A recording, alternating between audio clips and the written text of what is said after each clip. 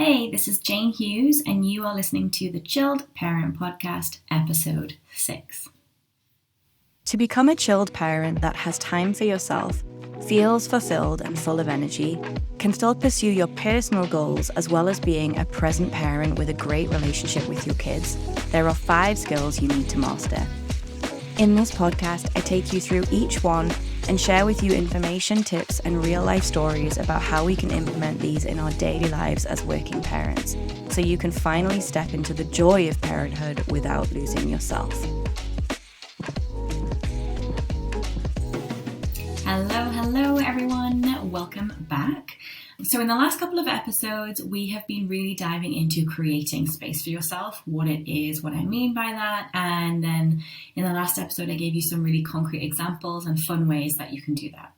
So what I want to focus on for the next couple of episodes is things that might get in the way of that. So as a coach, I know that, when you say you're going to do something, it doesn't always translate, and there are various reasons for that, predominantly a set of thoughts or belief systems that we're operating from, okay?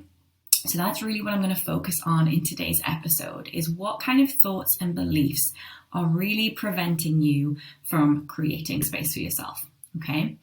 So I'm going to dive deep into some of those, and we're going to really create awareness around when you think them, like what might you be thinking, when you think it, how do you feel, what might you be doing, and what result are you currently creating. But before that, I wanted to talk about something that I think would just be helpful for you. It's something that I've personally witnessed, and I think it might be helpful just to kind of discuss it at the start. Because the main reason that I see people overwork themselves or spend all the time with the kids and basically neglect their own needs is because of guilt. Guilt is a huge theme that comes up a lot, okay? And particularly with our children, we feel like we should be with them more, we should be doing more with them. And so what I wanted to start this episode with was just getting you to reflect a little bit on what were your most precious moments with your parents when you were growing up. What kind of memories for you really bring up feelings of love and support? And I'm not saying that you don't have bad memories too, everybody has both. But in this episode, I'm focusing on what were the things that made you feel loved and supported as a child? What are some of your most precious childhood memories, okay? And why are they so precious to you? So what I have witnessed and what I've personally experienced and what I find with my clients too, is that when you think about precious memories, they have a few things in common. What I have observed is that they are either, number one, a particularly significant experience that you went through together. Number 2, a time when you had your parents' full attention and you felt particularly important to them and connected to them. Or number 3, a time when you, them, or everybody felt particularly joyful and happy. Those are normally the themes that I see in people's happiest memories of childhood, okay? And the reason that I'm bringing that up is because I think that one of the reasons we find it hard to make space for ourselves is because we feel like we need to see our kids a certain amount of time per day. And I think what we're really doing as parents in this day and age is confusing the quantity of time that we spend with our kids as a measure of how good we are as parents, rather than the quality of time that we spend with them. And I also think that, like, when we think about quality time, what we're also doing in this day and age is thinking that it has to be experiences all the time. Like, we have to be doing things with our children a lot, like constantly on play dates, clubs, like creating all these things for them, when really what I think is the measure of being a good parent and creating those happy memories for your child is creating times when they feel really connected to you and you've made them feel like they're really important. They have your full attention and they know that you care about them and you're listening to them, and you're maybe doing something fun together that you're both enjoying. And a lot of the things that we do with our kids these days, I think, don't involve that all the time. I'll give you some examples of some of my fondest memories of childhood, but I want you to be thinking at the same time, like, what are your fondest memories and why are they so special to you? So some of mine, when I look back at my childhood, the kind of memories that stick out to me were, as a young child, it would have been my dad reading a bedtime story. But he didn't read stories, he made them up. So he had this character that he made up called Stuart Ribblesdale. And he would create these stories just from his head about this character, and they were so funny. And my whole family have been telling him he needs to write these down and publish them for years because they were so good. But I loved that time, like, because he was sat and he was with us, and he was just really focused on us and what we were enjoying about the story. And it just felt like he was really present with us and we were all enjoying it. Okay. Then as I got older, my mum would lie on my bed at night before I went to sleep, and we would just chat about how things had been going at school, what was on my mind, what I wanted to do when I grew up, and those kind of conversations. So again, it's that theme of like just feeling important to them. I felt like they were really present and in the moment, and they were really focused on me. Other experiences that stand out are like family holidays, large family gatherings where everyone's just having a good time and it's like funny. And, you know, holidays, obviously you spend a lot of quality time with your children, again, because you're not really focused on things that are going on around you. You're focused on them. So again, it's that theme that keeps coming up, is like being present with them and making them feel like they're what matters, they're in front of you. And I asked clients, I asked friends, what are your favorite memories? And the same themes came up. It was times when they felt like their parents were really focused on them. The reason that I wanted to bring this up at the start of the podcast is just to really reflect on that, because I think a lot of what drives some of the issues that we see today with guilt and busyness is that we have this idea that we have to be with our kids all the time and doing things with our kids all the time. Like we need to be taking them to sensory classes and have them in lots of extracurricular activities and be going on play dates and taking them on adventures. But really, I mean, it's not about that. It's about connecting with them on a deeper level and being present in the moment with them and making them feel like they're important. And I think that we're coming at it from the wrong angle at the moment.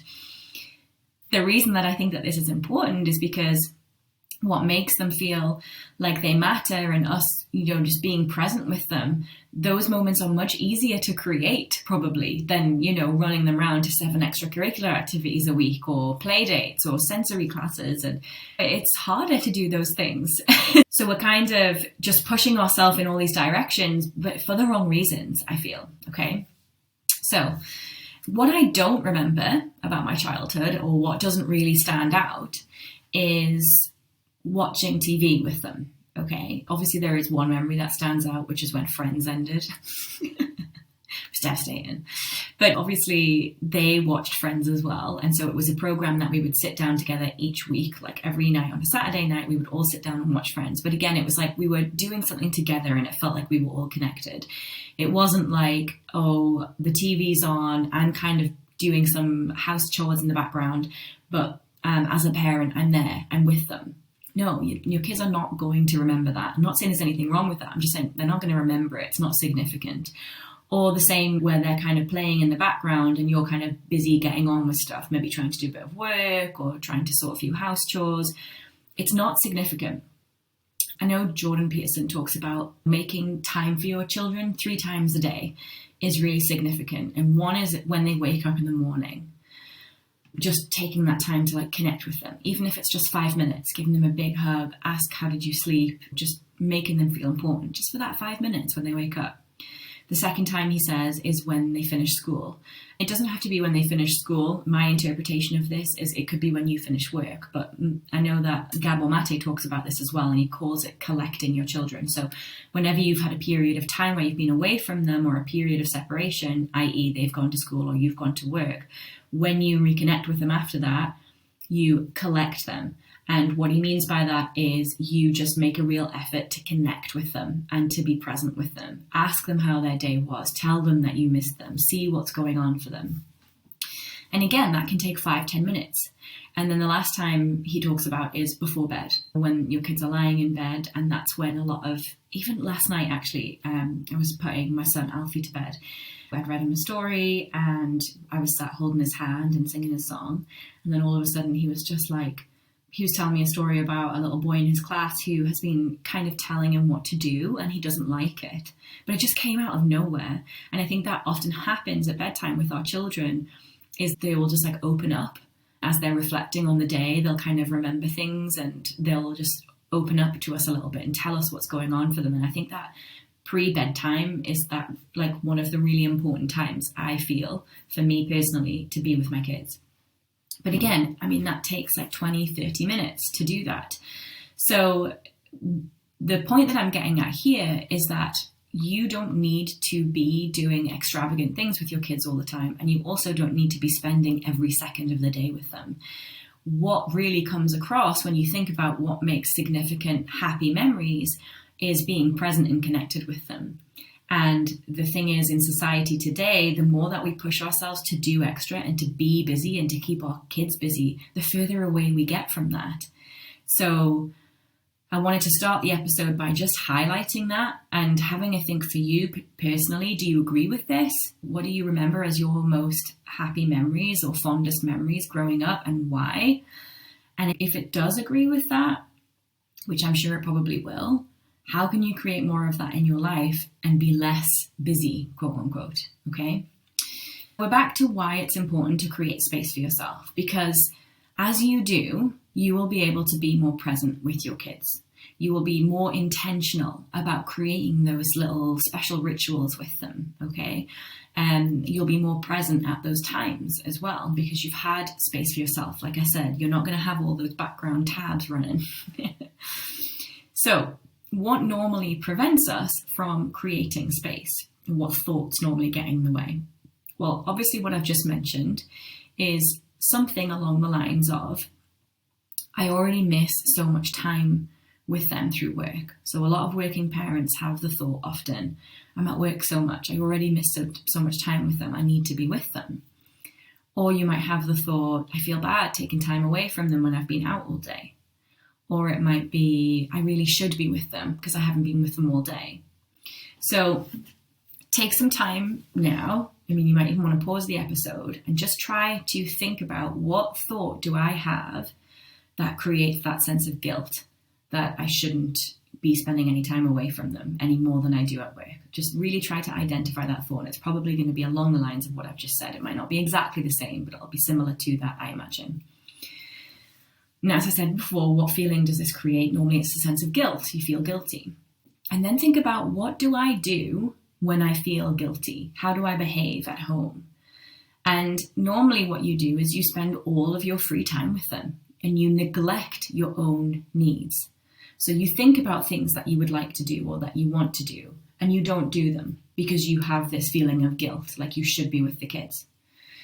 And when you do that, what result does that create? Well, when you start to neglect your own needs, you're going to drive yourself deeper into stress and burnout. Does that create a parent that is often present with their children? No, it doesn't. So my point here is, when you are thinking these thoughts and feeling guilty and then neglecting your own needs, you get further away from the result you want to create. If you're stressed and living in your head and burn out, you are going to be less able to connect with them and be intentional about creating those special moments. This also works for work, okay? Obviously, everybody listening to this podcast, or most people listening, are working. And we want to do well in our jobs, and we want to push ourselves, and we want to grow in that respect. And in order to do that, we need to have a clear mind. We need to be able to be productive. We need to be focused. And what I see is that we often have this like kind of cycle where we experience the guilt that I've just talked about with our children because we're at work. But then we often have that guilt at work as well, because we think, well, so-and-so doesn't have kids and they're able to do more work outside of work hours, and they're able to commit to these things that on the days where we're not supposed to be in, that I'm not able to commit to.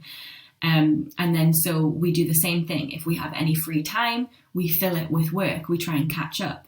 So we're in this kind of like, we're getting pulled in these two directions, and any free time that we have, we completely neglect ourselves and we fill it with being with our kids, or we fill it with doing extra work. And again, what does that create? It creates burnout. It creates stress. It creates an inability to focus. It creates less productivity. So you really don't want to be thinking these thoughts. Even though I know that you have the best intentions and you feel that way, think about, what are you actually creating? You're often creating the exact opposite of what you want. When you create space for yourself, you're more able to be intentional, and you're more able to create special moments with your children and be present with them. You're more able to be productive and focused. We're going to go into that one a bit more in a second. But just take a bit of time now. If you really struggle with guilt, think about, what is the thought creating that guilt? And when I feel that way, what am I doing? What actions am I taking? And what result does that create in my life? Okay. One of the other thoughts that I see come up a lot is this feeling of selfishness, okay? So thoughts that might kind of make you feel like selfish are, it's selfish to put myself first. It's selfish as a mother to not look after my kids before myself. It's selfish to never be doing extra work because I have children, whatever it is. Now, first of all, I want to just define the word selfish, okay? Because I know, I can hand on my heart say that anybody listening to this podcast is not a selfish person. I just know that, and I'm going to explain why. So let's look at the word selfish. What does selfish actually mean? It means to act solely in a way that benefits yourself, even at the expense of others. I'm going to say that again. To act solely in a way that benefits yourself, even at the expense of others. If you are listening to this podcast, you don't have any work-life balance because you never put yourself first. That's why you're here. You are the opposite of that. So right away, before we even get into the details of that, you can just completely ban that from your mind. You're not a selfish person. Even if you spend 1 hour every day doing something just for you, purely for your own joy, you wouldn't be a selfish person, because the rest of your day is in service of others. You're constantly thinking about your kids, people at work, your partner, your friends. That's why you're here. You constantly think about other people before yourself. So anytime a thought that selfish comes up in your mind, I just want you to be like, that is ridiculous. Stop. Okay. But let's dive into it anyway. I know it's something that comes up. So let's look at, what result do we create when we feel like we are selfish, okay? So it might bring up feelings of shame. If you feel like going to do something for yourself feels selfish, it might make you feel shame. It might make you feel embarrassed. It might make you feel guilt. Take some time to identify the thoughts again. Think about the emotion that comes up. And then what do you do when you feel that way? It's very similar to the first thought that we talked about. You start to overcommit. You say yes to a lot of things. Try to do everything. Look after everybody else before yourself. And really what the common theme between all these thoughts, the action that they drive, is neglecting your own needs, neglecting yourself. And when we do that, again, what result do we create? Again, it's an undesirable result. You become burnt out, you become stressed, you become exhausted, you have less to give to others. You're less able to be present, you're less focused at work, you're less productive because you're neglecting to take care of yourself, okay? So just really spend some time creating some awareness around that, looking at the exact behaviors that you do, because awareness is the first step to change, always, okay? Another one that comes up, which I think is really common, is that I don't have time. I don't have time. I have so much to do. There's so much I need to get through. One of those, just think about, what is the exact thought that I have? Like for me, it was always, I don't have time. And then think about how that feels. Firstly, I just want to say though, there is so much to do. So I'm not saying that this is not true, this one. It's slightly different to the other two, because it's not like a thought that you can challenge and think it's not true. You probably do have so much to do. And that's why I created the episode a few episodes ago, like, why is modern day parenthood so hard? Because there is so much to do. I mean, it's insane. But the point with this one is, like, even if it's true, thinking it doesn't help you. And here's why, okay? So when you constantly think, I don't have time, I just have so much to do, what emotion does that bring up for you? It's probably anxiety, panic, overwhelm, a sense of like urgency. Whatever it is, identify it for yourself. For me, it's frustration. But I know for my clients, a lot of them will say anxiety or panic or overwhelm. But it might be slightly different for you. So just take some time to identify the exact feeling that comes up and the feeling that you're creating. Remember, every time we think this thought, we're creating an emotion. So what emotion am I creating when I think this thought? And then think, well, what do I do when I feel that way? So these actions are all taken as like a mix of what I see in my clients, what I do myself, but take some time to get really specific for you, because these are kind of very mixed. It's just what I see come up as a common theme, but take some time to actually sit and think, what do I do when I feel anxious or panicky or overwhelmed? Mostly what I see is that people will flit from task to task. So they'll start one thing and then they'll get halfway through and they'll start another. Or they'll start to scroll on their phone because their mind is just like jumping, and they feel a bit overwhelmed. So they'll scroll on their phone to kind of relax themselves a bit. Or they'll go and eat something. Then they'll be like unable to focus on what they're doing because they're just feeling overwhelmed, panicked. They've got so much to do. So what you're doing there is, the result is your productivity goes way down when you feel like that. So my point is, when I say, I know you have so much to do, and I know that that's a true thought, when you think that and when you focus on it all the time, you create a result where your productivity goes down. You're less able to cope with all of the things that you have to do. What you really want to be trying to do is create a sense of calm, okay? And creating space is important for yourself, even more important when you have periods of time when you're busy, so that this doesn't happen, so that you don't go into that thing where you just cannot focus and your productivity goes down. Okay, so I'll give you an example. I'll give you a bit of a personal update here, okay? I have so much going on at the moment. So in 1 week's time, I am going back to the UK for the summer to stay in with my in-laws. For those of you who don't know, I'm an expat. I live in the UAE. And so we're going back for I think it's six or 7 weeks. Okay, it's a long time. So you just think about planning a 6 or 7 week trip with your 3 kids, 5 and under. That's a lot to organize on its own, okay? And my husband is off because he's a teacher, so it's going to be really nice for him. I'm working. Obviously, I work remotely. So I'll still be serving clients, still be, marketing, all the other stuff that comes with running a business. I am going to take some time off, I have a couple of weeks booked off in the middle.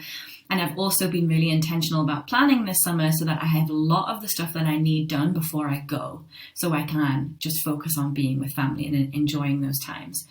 But obviously that involves harder work before I go. So over the next couple of weeks, I'm trying to record all of the podcasts for July and August so that we're ahead. So this podcast will probably come out mid to end of July. I'm actually recording it. It's mid-June as we speak. In the next week, I have 6 podcast episodes to record. I've already been recording some this week already.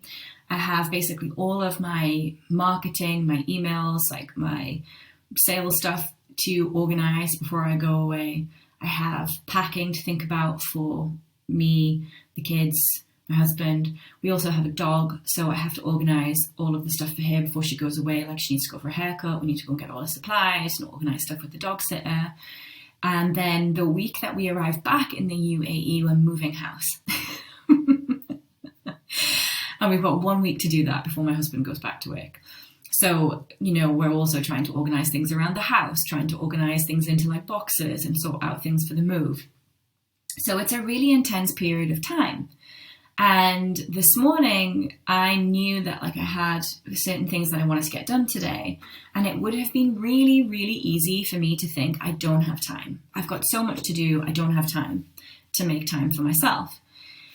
But because obviously what I do, I know that it's in these times that I need to make time for myself the most so that I don't become overwhelmed and my productivity does not go down. Oh, also my son is off school today. He had some sort of bug, some ear infection, got sent home from school yesterday. So he's off today. So I have all 3 of them at home today. The childcare is here, my nanny, who is amazing, but she has all 3 of them. So again, it would have been really easy for me to think I just don't have time. I need to spend time at home with him. But I was no, I need to get all of this done So I need to create time for myself so that I'm much more able to look after him, to be present with him, to give him what he needs, to get the stuff that I need to get done, and I don't feel overwhelmed. So I got up this morning, I took myself over to the pool, I went for a swim, I took my book, I read, and I spent like an hour and a half just relaxing. And I know that some of you will be like, ugh. You might have all sorts of thoughts coming up. You might be like, how could she do that? How could she leave her child when he's not well? Why is she not just like with him? Or how does she not feel so guilty? I get it. Had those thoughts, been there, done that. But as this episode is about, they don't serve you. And they don't serve your kids. They don't serve your job. It just doesn't create the results that you want. So I went over, relaxed. I took that time for myself this morning. And I feel so much better for it. And I feel just calm and certain. Like I'm calm, I have time, I know what I need to do, I know it's going to get done, and I feel taken care of.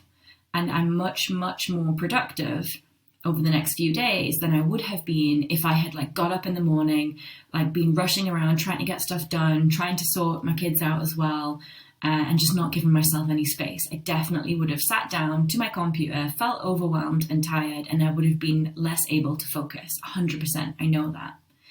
So yeah, create awareness around that for yourself. Create awareness around what is the result that I'm creating when I tell myself I'm too busy all the time, that I have too much to do. It doesn't serve you. So what can we do instead? Okay, let's think about thoughts that really help us and drive us into the behaviors that we actually want. Okay, so I think obviously throughout this podcast, the behaviors that we want is that we want to be present with our kids and we want to make time for them, quality time. We want to be productive. We want to be able to get stuff done. We want to feel like we're in control, like we can cope. We want to feel like we're growing as a person, like we have time for ourselves, like we're fulfilled. So what thoughts are really going to help drive those behaviors as an alternative to the ones I've just talked about? So I think if you're feeling guilty about spending all your time with your kids, one of the thoughts that I use to ground myself is quality over quantity is what creates strong relationships. Okay, quality over quantity is what creates strong relationships. And that helps remind me to take better care of myself, so that I'm more able to create those special moments with the kids. It might be that you need a slightly different thought. So I know for some of my clients, they use a thought similar to, I'm a much better mum when I've taken time for me. Okay, so it might be something like that. But really what those thoughts are going to drive you into is behaviors that serve you. They're going to help you take better care of yourself, and they're going to help you be more intentional about the time you have with your children too. Another one you can do, especially if you're someone who really struggles with feeling selfish, you might want to ground yourself first by thinking something along the lines of everything I do is for others, because that really helps to combat that feeling of selfishness. And then you might want to say something like, I deserve to be taken care of too. And that just reminds you that you're a human, you're a person, and you have needs, and those needs deserve to be met. Okay, so I deserve to be taken care of too. You might want to repeat that. Another one that you might want to try, this one I think is particularly helpful for work if you feel like overwhelmed at work a lot, is creating space makes me better at what I do. Okay, so again, you're reminding yourself that you become more productive and better at what you do when you take time for yourself. So creating space makes me better at what I do. That was the thought that was kind of grounding me this morning when I went and took that time for myself. It was that thought, and it was the thought of like, I'm a better mum when I look after myself. So it's both of those. I know I'm going to create better results in my job, and I'm going to create better results with my kids when I take that time. So think about thoughts that really help counteract the feelings that you have of like selfishness, of guilt, whatever it is, of like panic if you're telling yourself you don't have time all the time, and pick thoughts that really like you can feel in your body. Pick thoughts that feel good to you, that you're going to use to replace when you notice the thoughts of, I don't have time, I should be spending more time with them. You know, that's why we have to create awareness so that you can better notice those thoughts. Okay, I hope that was useful for you. And as always, I would really love to hear from you. If this episode has sparked a lot of awareness for you, if you realize you're thinking something, or if you realize you're doing something that's creating the exact opposite of what you want, I'd love to hear from you. Like, send me a message on Facebook or Instagram, let me know. And of course, as always, please feel free to share this episode with someone who you think might find it useful. Like and subscribe. That really helps the ratings go up, and it helps the visibility of the podcast. Next episode, what I'm really going to be looking at is boundaries that we might need to set with people in order to create space for ourselves. And it's going to be more practical tips on how to do that, rather than today was much more focused around the mindset. Next episode is going to be much more about practical actions that you can take, that you need to do to create space for yourself. Okay? All right, have a lovely week, everyone. Enjoy the space that you're going to create for yourself, and I will see you next week. Bye. Thanks for listening to this episode of the Chilled Parent Podcast. If you'd like to learn more about me and my work, then come visit me at www.livelongandlush.com. That's live, long, and the full word, lush.com. Or connect with me on my Instagram or Facebook at Jane Hughes Coaching. That's Jane with a Y, Hughes, Hughes. See you next time.